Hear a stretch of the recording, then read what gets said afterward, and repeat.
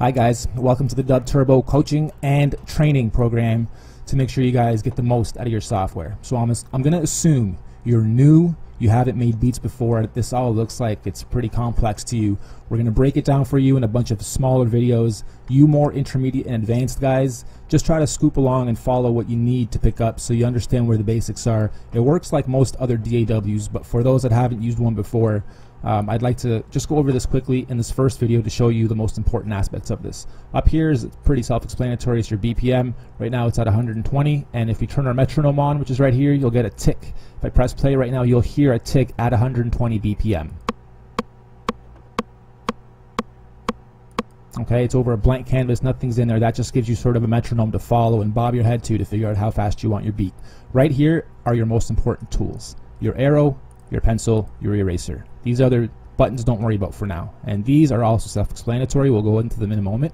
However, for now I'm going to make sure you understand that this pencil is really important, and then over here on the right side of the buttons, these are your bars. Might be hard to see, but right now it's at a bar count of 2, and that's what we'll work with to start so you understand how to work all this. First thing I want you to do, click on your pencil tool, and on a drum track, which is numbers 1 through 4, which are changeable, but don't change them. Don't change nothing here yet. Just simply drag or grab your pencil tool and drag 2 bars by clicking, holding, and dragging your left mouse button. Just click, hold, and drag all the way through. You now have 2 bars to play with on a drum track. And what I want you to understand is, on a drum track, once you lay something, click on the bars you just created. If you click edit, you will get our drum editor or our sampling sequencer or our little MPC lookalike, whatever you want to call it. It's very intuitive, but I want you to understand that it's pretty simple. From here to here is 10 layers of sounds. Those sounds are right here. Right here are all your different drum kits, and you can add more and import your own samples, which we'll go through in another video. So right here we can just choose a quick, let's say R&B. Say we don't like it, choose R&B 2. Don't like it, punches. There's also kits here that aren't just drums, but also fills, effects, like this one here, punches.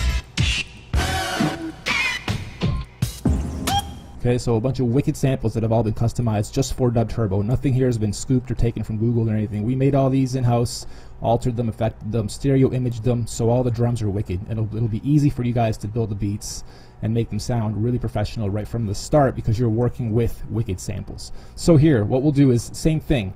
These 3 buttons or tools are the most important of this screen. You can change your tempo here too. You can turn your metronome on or off. It's universal, so if you do click it on here, or if you change the tempo here, let's say we go down to...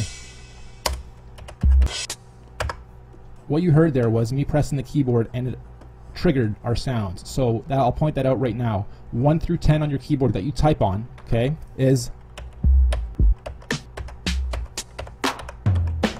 So before you even lay anything down, you can kind of even turn your metronome on, let that play. 1, 2, 3, 4, just start.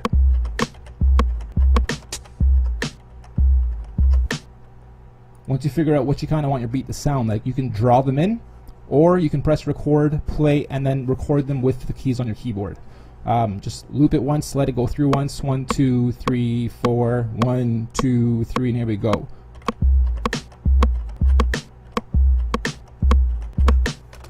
Okay, stop it. If you notice anything's out of place, simply grab the arrow tool, move it over. If you don't like where something sits, it's easy to move. And if you want to erase anything, simply grab your eraser, erase. Pencil tool, draw back in. Okay, down here, say we want the hi-hats, right there's the label. Add a hi-hat every 8.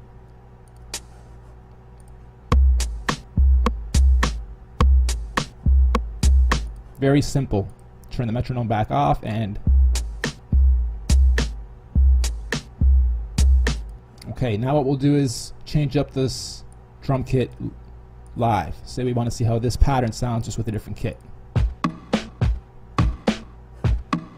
Kind of sounds weird. Change that again. Sick. Nice and deep and dirty. Drum and bass. Okay, let's go back to Dirty South.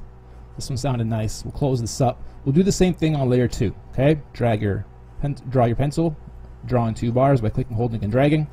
Let go. Click back on your arrow tool. Click on the bars. click edit. One thing I haven't shown you yet is this P.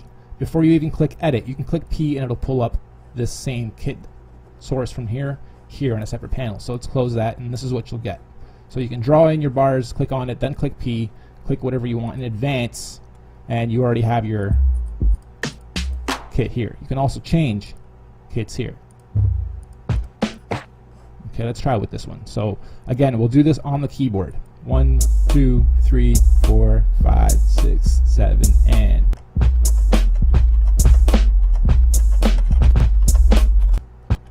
now we can click on the bars, click edit, and see what we just laid. There's what we just laid live with using the keyboard we used. If anything's out of whack, again, simply just snap them into place if you know they're off. And now we have 2 layers of drums going over each other, which is really nice in DubTurbo, and you can change the volume of each here. So these 16 layers are all these 16 layers. Important to understand.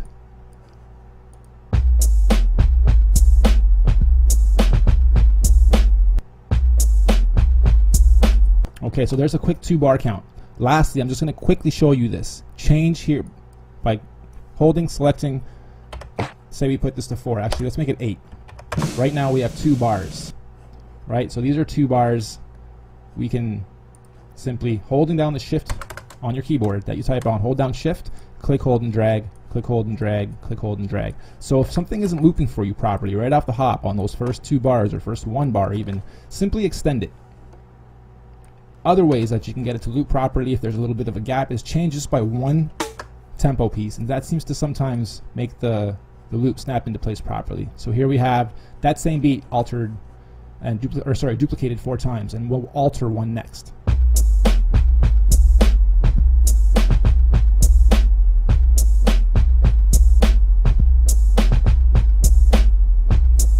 Alright, so now I could be doing a little hip-hop freestyle over this, be prepping some ideas in my head for what to use for the keyboard.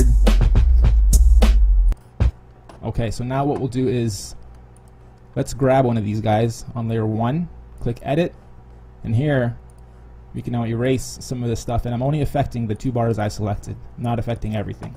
So here we can, on the last,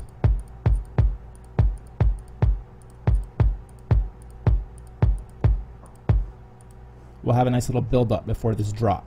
And then here what we'll do is we'll just erase the last few. Oops, this one. Edit. We'll just erase these last few sounds, so it's nothing but a nice boom. Here we go.